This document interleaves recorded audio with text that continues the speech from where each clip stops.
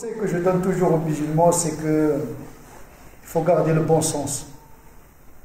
Que la vérité n'est pas très loin. Que Dieu n'est pas très loin. Parce qu'il n'y a pas de réconciliation entre les musulmans, ni union, si les musulmans n'ont pas ce contact profond avec Dieu. Le changement et le salut, c'est d'abord l'individu. Si l'individu n'a pas changé, il suffit qu'un seul individu dans la communauté va pourrir la vie de tout le monde. Comme une personne peut sauver tout le monde. Donc il faut chercher la qualité des individus. Il faut miser sur l'individu. Il faut sortir de la communauté. Non, les individus. Cherchez Abu Bakr, Omar, Othman, des gens. Et pas uniquement dans la communauté, mais dans la société. Parce que l'humanité, nous sommes constitués de la même substance. Roh qui nous habite, c'est la même qui habite les non-musulmans. Le khayr, il est dans l'humanité. Pourquoi le garder uniquement dans les mosquées, dans les pratiquants entre nous? Il y a des gens comme Abu Bakr qui ne sont pas encore musulmans. Il ne s'agit pas de convertir par prosélytisme, mais distribuer une générosité gratuite que nous demande l'islam.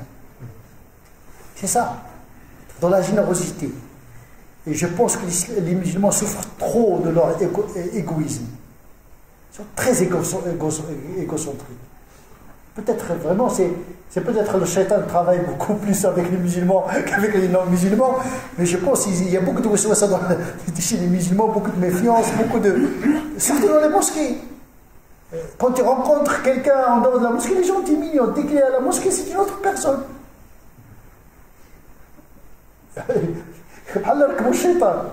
C'est vrai, parce que shaitan, qu'est-ce qu'il va faire dans les boîtes de nuit?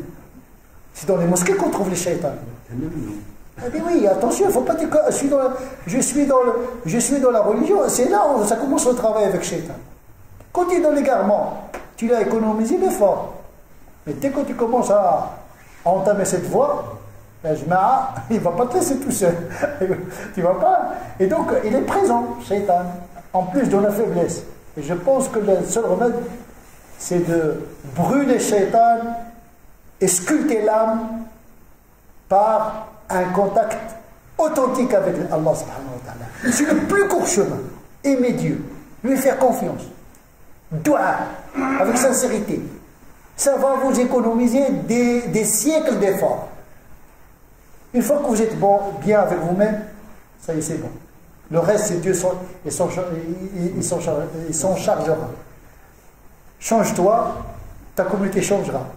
Change-toi, ta famille changera. Change-toi, ta société changera. Change-toi, l'humanité changera. C'est comme dans une théorie fractale, où le monde, où le tout est dans la partie et l'humanité dans l'individu.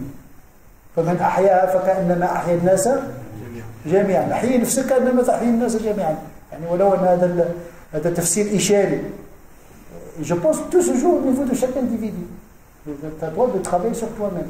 Et les discours et les khotab et tous les gens doivent converger vers l'amélioration de la condition intellectuelle, spirituelle et morale du musulman en tant qu'individu. Et sortir des généralités, non les musulmans, non, parler avec l'être humain. Même pas avec les musulmans, avec l'être humain. Parce que le Coran, il parle avec l'être humain. Parce que les êtres humains se ressemblent. Ils ont les mêmes aspirations, les mêmes craintes, la même spiritualité. Même s'il est enfoui, il est usé, il est oxydé par l'usure du temps. Le Coran, il donne ça dépoussière un petit peu le nom de Dieu qui a été enseveli sous le poids des habitudes, de l'éducation, etc. Et c'est la mosquée qui doit rayonner, qui doit diffuser ce langage. Ça doit partir normalement des mosquées.